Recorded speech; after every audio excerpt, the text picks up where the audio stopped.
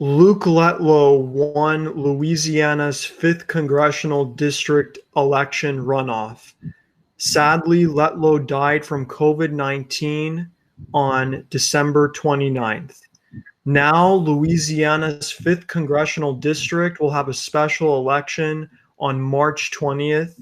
I am joined now by one of the candidates running in that special election, Christophe, who is the Democratic candidate, one of the candidates, a Democrat from Louisiana's 5th congressional district. Candy, thank you so much for coming onto the program. You're welcome. What will you, before we get into your platform and the policies that you're running on, what will you remember most about Luke Letlow?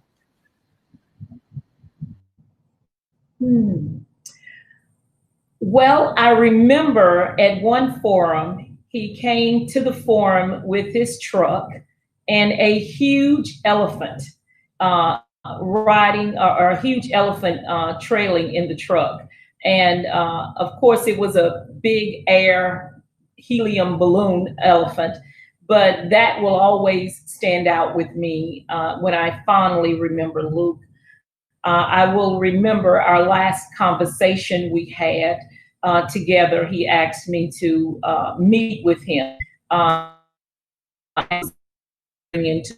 He expressed to me that he wanted people to know that he was a good guy and one that would listen to people across party lines. He wanted to know, he wanted me to help let other people know that maybe my supporters, that he would always be one that would listen.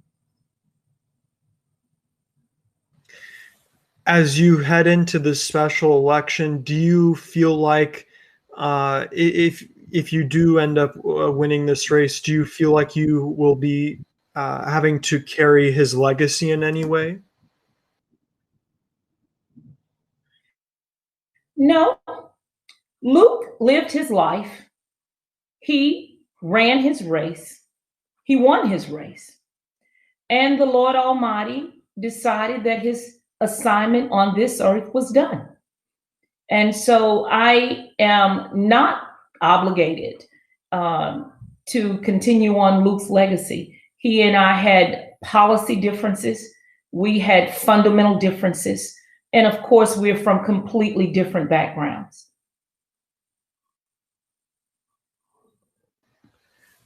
Okay. Let's head now into your policy platform and the different issues that you're running for, running under in this race for this special election on March 20th. And let's focus on healthcare.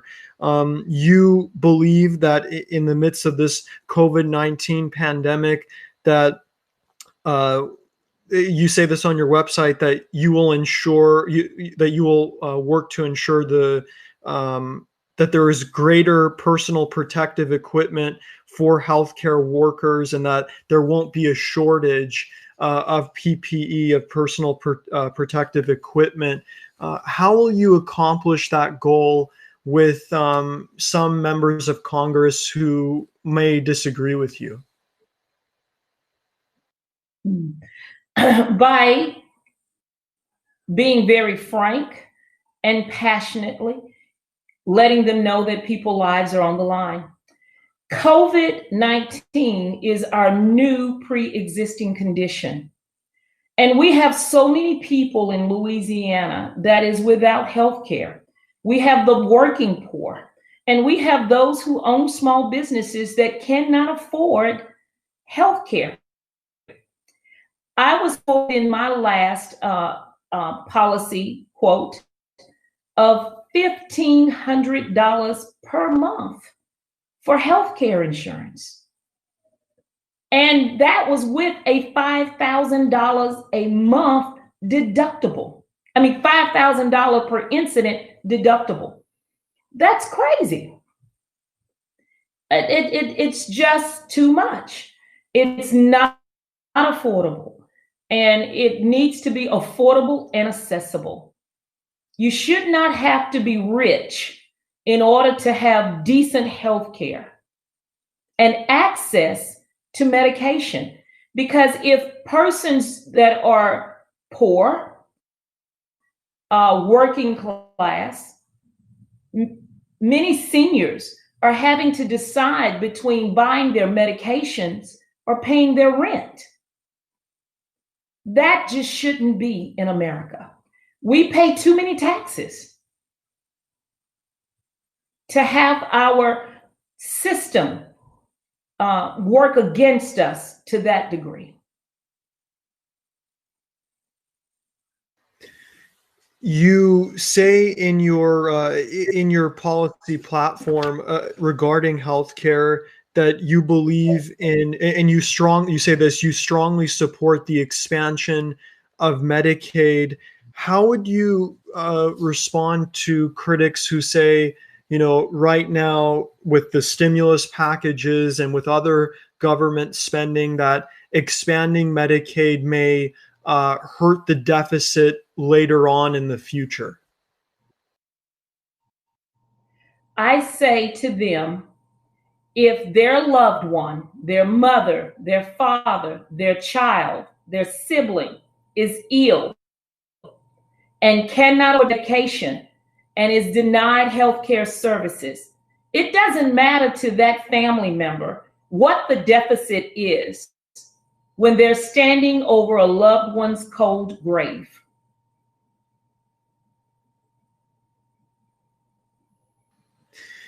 You talk about the expansion of Medicaid. You've in the Democratic Party, you'll hear you've been here if there's been some talk about Medicare for all. We saw that a lot in the 2020 Democratic presidential primary. There's been talk amongst progressives about Medicare for all. Do you subscribe to the belief that Medicare for all should be something that should be looked into? I believe that all people, are deserving of health care. And I believe that in striving for a more perfect union, that should be a goal that we strive for.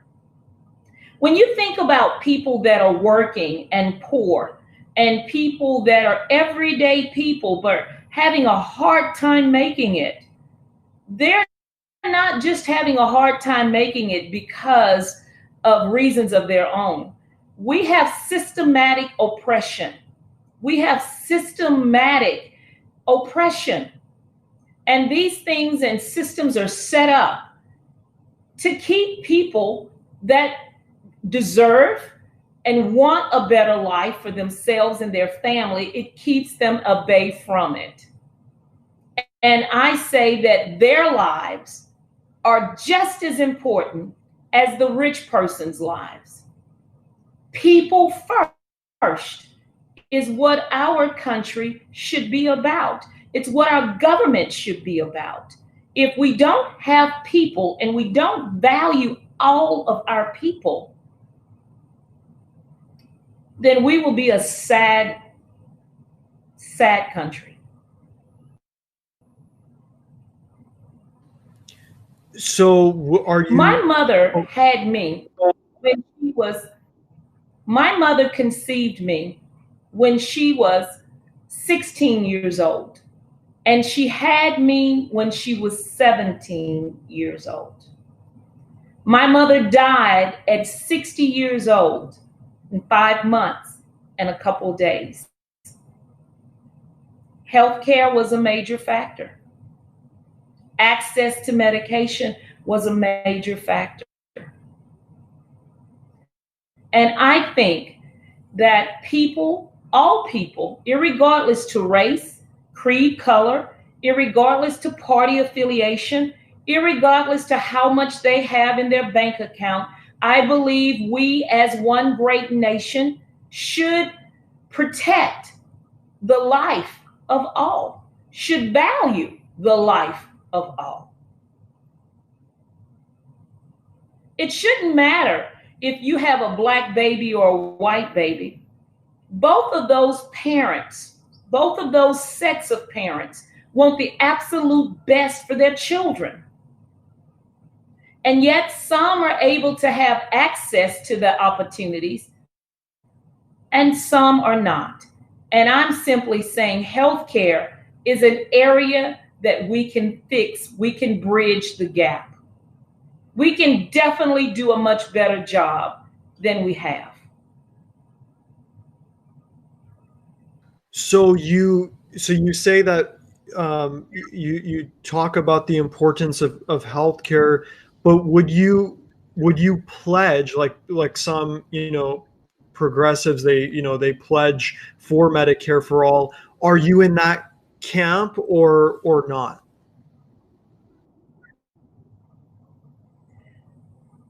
I would need more information to decide if I'm going to pledge to a certain philosophy or a certain requirement. I wouldn't want to blanketly say that. I want to work for the people and I want the best proposal to help them as I can get. And that may not be with certain conditions or certain limitations. And so I don't want to box myself into that. I want to work across party lines with all people. I think that this extremism that we have had in our country, it's time for it to stop. Time out. Party lines should not decide whether or not a person is valuable and worthy of life and liberty and the pursuit of happiness, no more than the color of one's skin. We all are valued and valuable, and we all should be treated with the same amount of value and worthiness and respect. One last question regarding your healthcare, your healthcare values and beliefs. You mentioned on your website that you have been a professional healthcare worker for 25 years. What did you learn in healthcare that you could apply to your time in Congress? Assessments, intervention, teamwork, strategic planning, having passion and compassion for all people along the whole trail of the process. I learned that we can all sit at the table and we can all decide that we're not going to leave until we have a compromise that's in for all. And I will be able to bring that to the table in DC. We're going to switch gears. Now. Oh. Go ahead. As a licensed clinical social worker and an addiction counselor, as a small business owner, as a nonprofit founder and volunteer executive director, I am trained to solve complex problems under the most difficult of circumstances and situations. All of that insight and training will most definitely prove beneficial for District 5 in DC.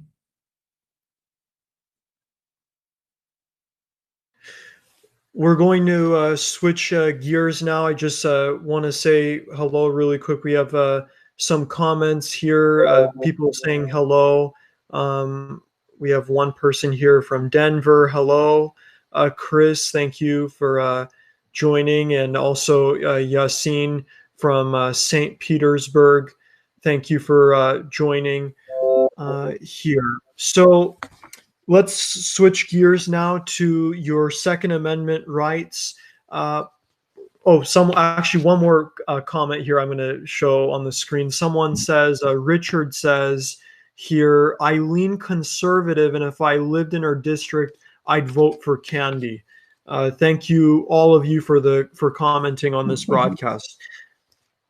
Let's switch to And second. I'd like to right. say too, I'd like to say thank him for that comment. I do lean conservative.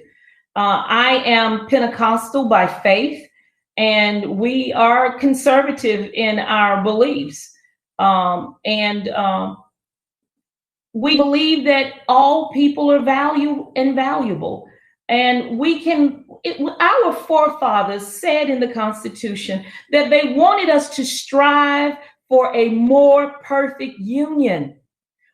Only by working together will we get there. But we have to be willing to come to the table with open minds and open hearts and a willingness to see the other side. And that's something that my social work and my counseling skills have that I've mastered at. And that's something that will be very beneficial for our District 5 as their congressional representative. Okay, we're going to go to your Second Amendment rights, your platform here. You say right in the open on your website, Candy does not want to take away your guns. And I actually want to start here with this sentence. You'll hear many, those who are gun advocates, they view Democratic candidates as having a hostile approach to gun rights. How do you feel like you're going to change the perception that a candidate like yourself with a Democrat label next to your name on the ballot is not hostile to gun rights? Okay.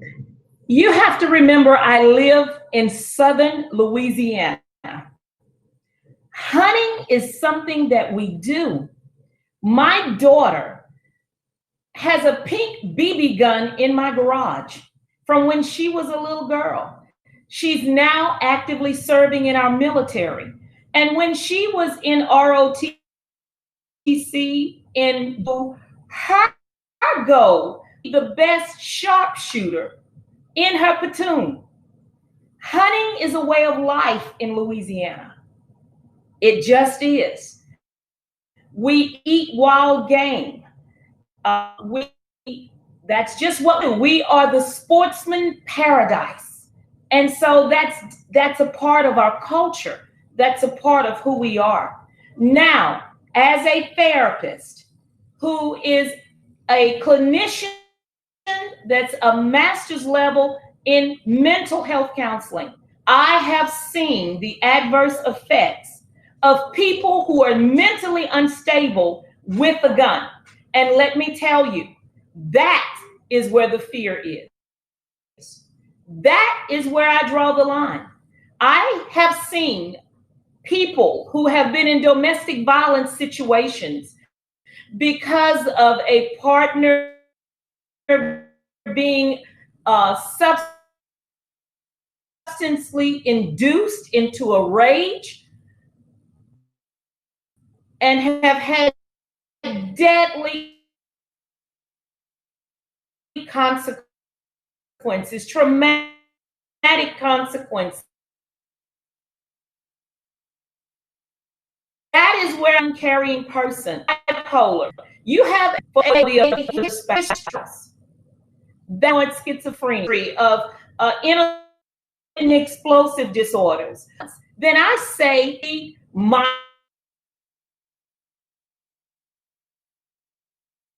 hold on one second. We're going to get back to Candy here, Sandra, Candy, Christophe.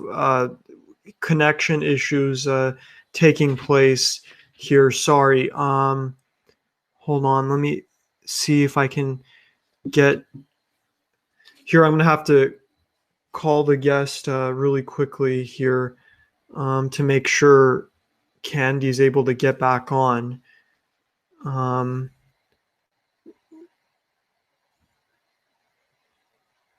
Thank you for joining everyone right now. We are running into some connection issues. I am interviewing Candy Christophe, who is running in the 5th Congressional District special election on March 20th. I'm going to hold on. Excuse me. I'm going to be calling 1 second. We'll be back in a moment.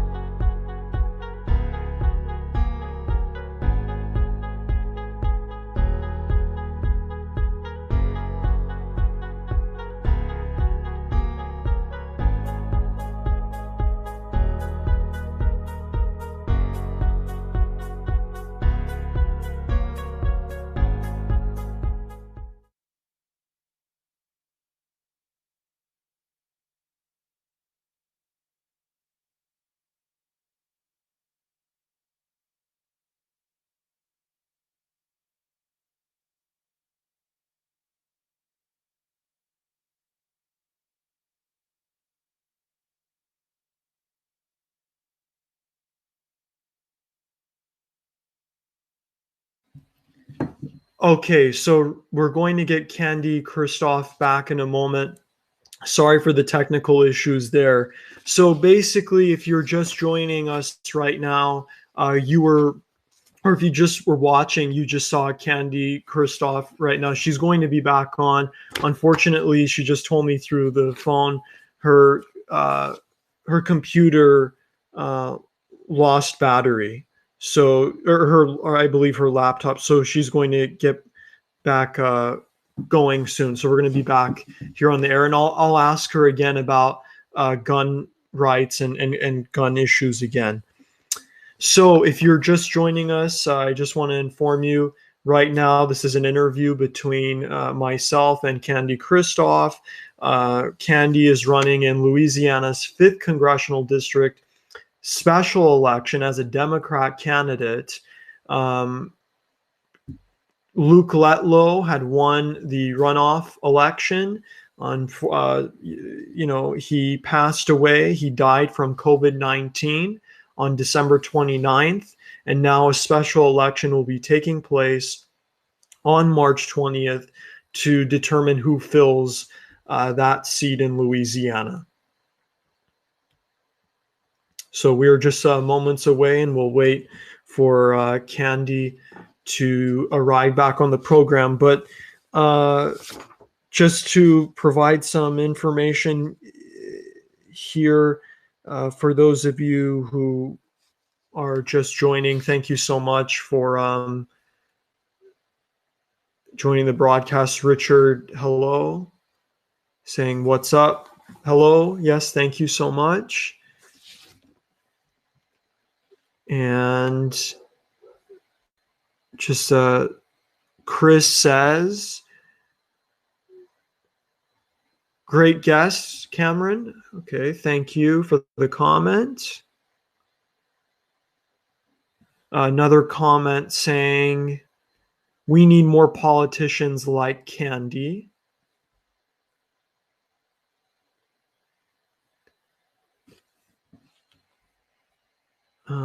And thank you so much, Camra, for subscribing. Hello. Yes, thank you for joining from Twitter.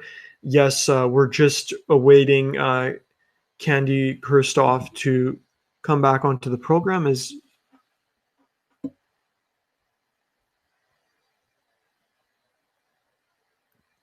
Candy, are you there?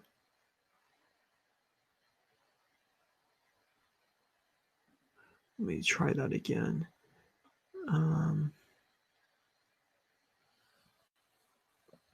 All right, I think we'll be good now.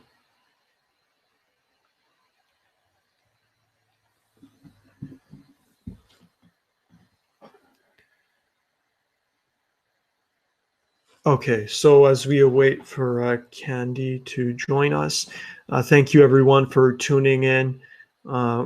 Just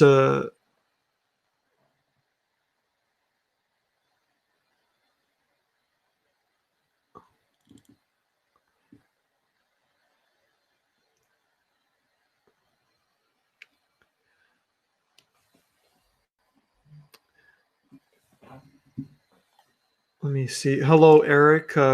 Thank you for joining. Candy's going to be back. I'm back, but I don't see you. Oh, hold on. I'll be back right after this. Quick little 30-second break. Or, oh, maybe Candy is.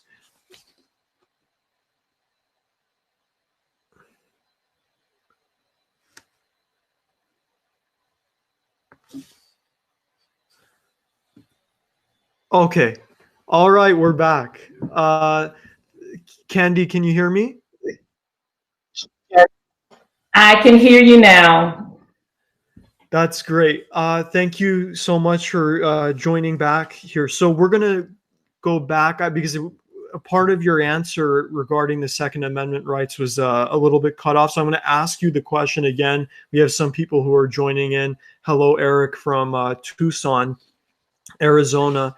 So in terms of Second Amendment rights, your platform, we're going to start with the first thing that you say on your campaign site. You say, Candy does not want to take away your guns. You are a Democrat. There are some who are gun advocates who view Democrats as having a more hostile view of gun rights and being, more restrictive. How do you battle the perception that Democratic candidates like yourself may have a more hostile view towards guns? Well, like I was saying before we were cut off, and that is I live in southern Louisiana, and that it is a part of our culture to have guns around. My daughter, as I was saying earlier, has a pink BB gun from when she was a little girl in my garage. Hunting, having guns is something that's a part of our culture in the southern sportsman paradise. And Louisiana is known as the sportsman paradise because of our hunting and our fishing and our outdoor activities. And so I know that that's who we are. I was saying also that my daughter is a girl, and she is in the military now, and she's serving her country, our country.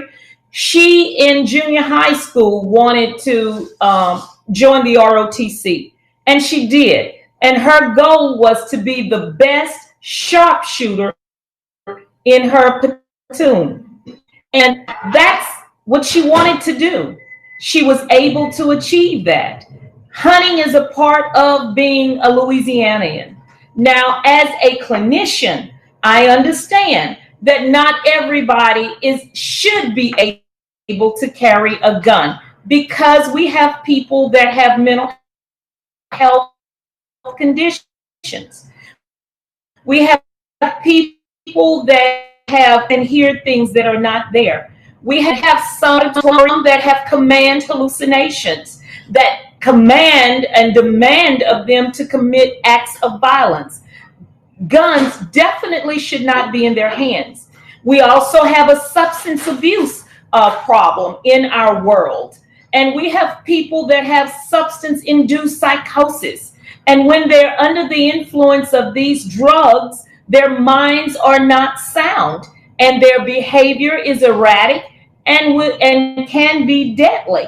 We also have those who have intermittent explosive disorders, who at a hairline can just go off and cause someone bodily harm.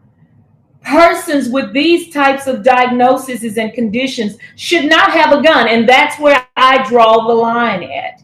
We also have people who have a history of domestic violence and terrorism. They are control persons who feel that they have to control their partner, and they use the threat of violence and oftentimes violence to control them. If you have any of those things, then I'm totally against you having a gun, and I will do everything in my power to make sure that our sisters and brothers and our neighbors are safe. Because at some point, your right to be violent or ill should not infringe upon the life of someone else. And that's where I draw the line at.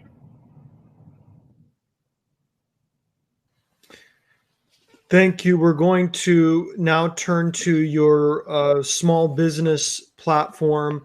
You say that on your campaign website, as a small business owner, you say that you understand what business owners' needs are, their risks, their struggles, and concerns.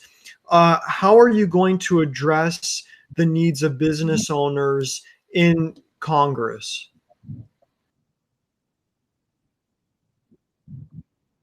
Well, one, it will depend a lot on which committees that I am appointed to reside with and to work with.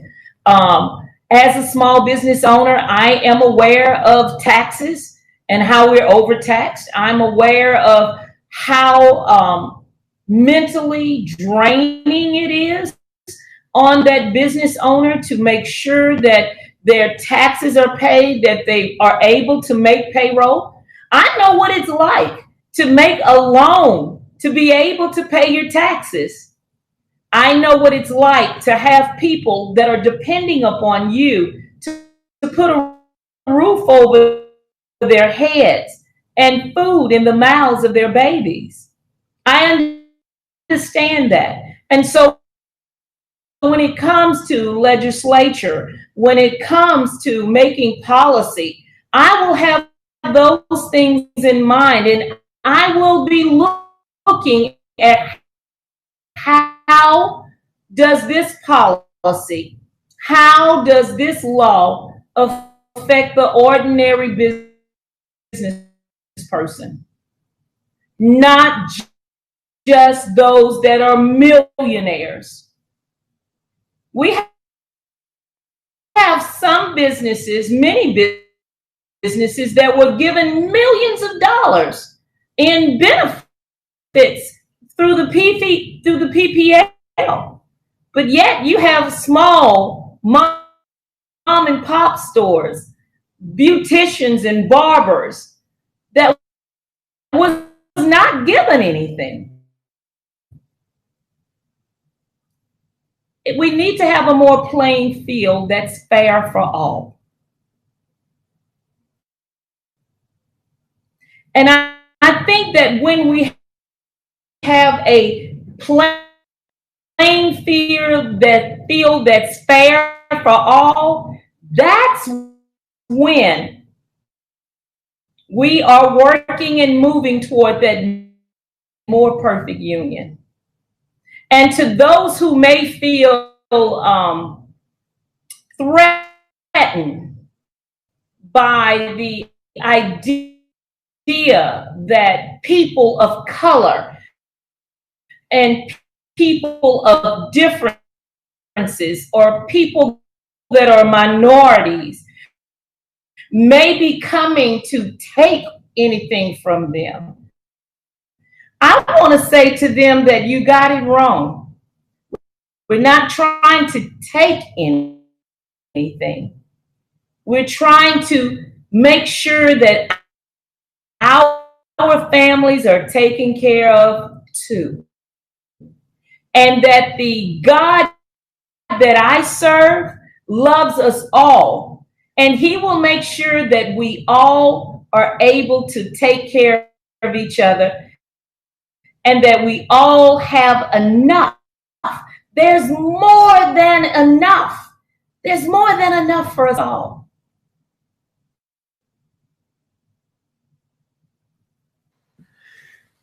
When you talk about when you say that that you understand the taxes and the issues that small business owners run into, and you say that that it shouldn't be going to all these millionaires, do you plan to, do you Are plan you to look there? into the I know we got a delay. Yes, I'm here. Can you hear me? Can you hear me?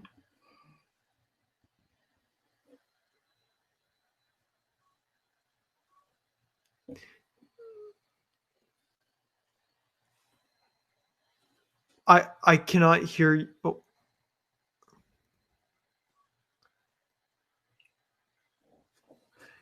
I think if you can hear me, if you close some other tabs, it may work. It may I can't improve. hear you, Cameron. Your microphone is on mute. Can you hear me now?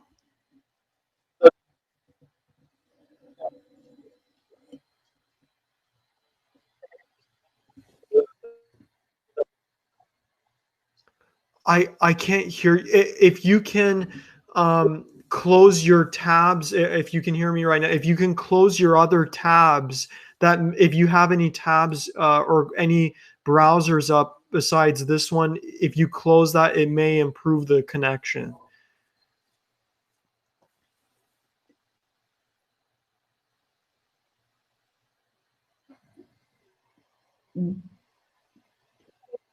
I can hear you. Would you repeat the question, please? I think that we're having some technical difficulties with the connection. Yes, I think we are. Okay, so let's transition to your farmers platform, where you stand there. So, you talk about that you say that tariffs have negatively affected farmers in your district. How would you make sure that how would you fix that issue?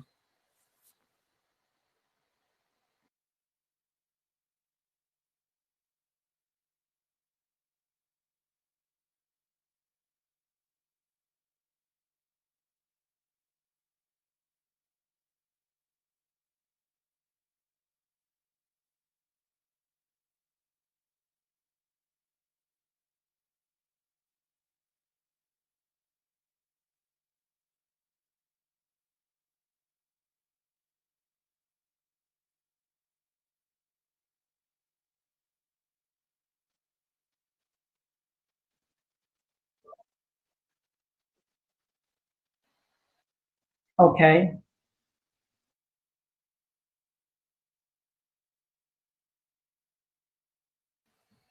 I'm sorry, we're running into technical issues here. Let's see. Ooh, here, we'll be back in a moment. Sorry.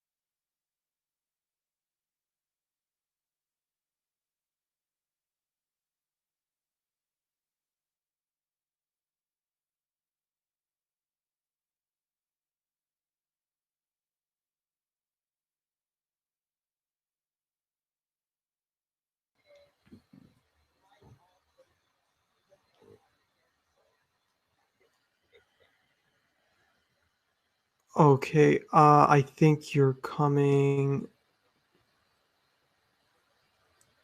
back on.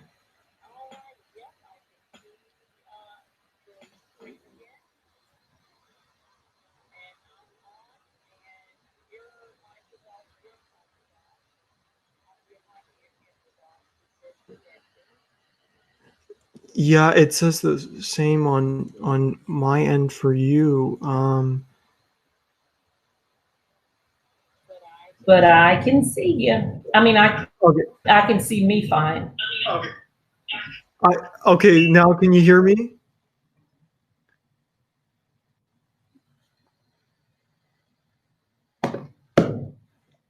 Hello, Candy, can you hear me?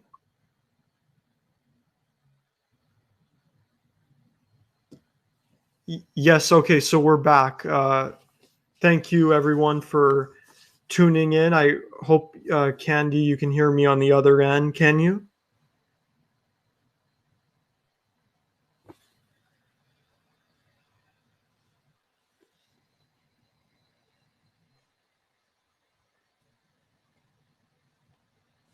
Hello.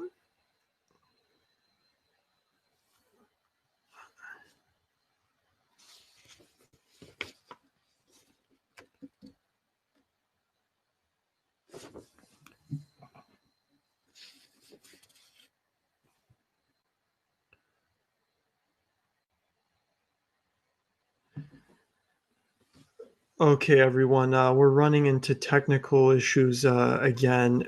Um, Hold on one moment.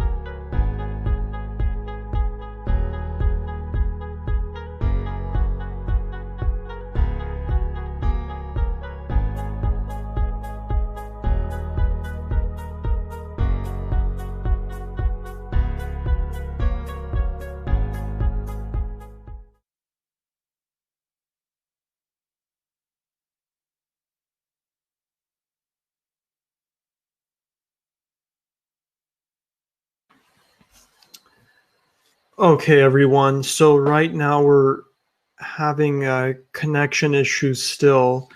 Um,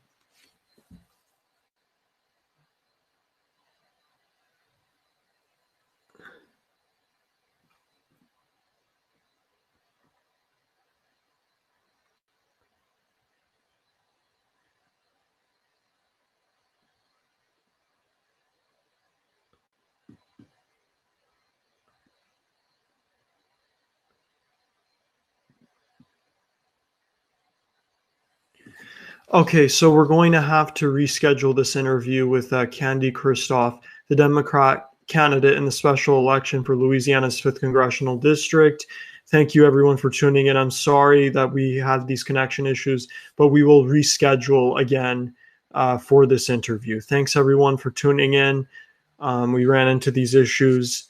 Have a good night, and we'll get this going. We'll have Candy on. We'll have Candy Christophe on. Um, we will. Thank you so much, everyone, for tuning in.